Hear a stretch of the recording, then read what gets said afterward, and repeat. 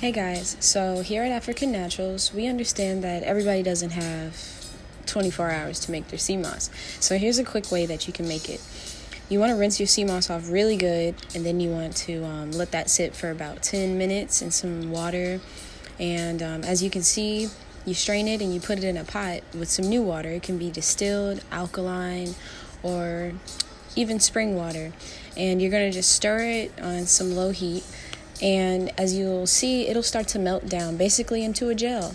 And after it melts down into that gel, you put it in your blender and blend it. And you're done. And now you have sea moss gel in less than an hour. I just made this in about 30 minutes. And you can pour it warm, and I even like to sip on it a little bit while it's warm. They make warm drinks from sea moss on the islands. But yeah, you're gonna date it and put how long it's good for, and then refrigerate it.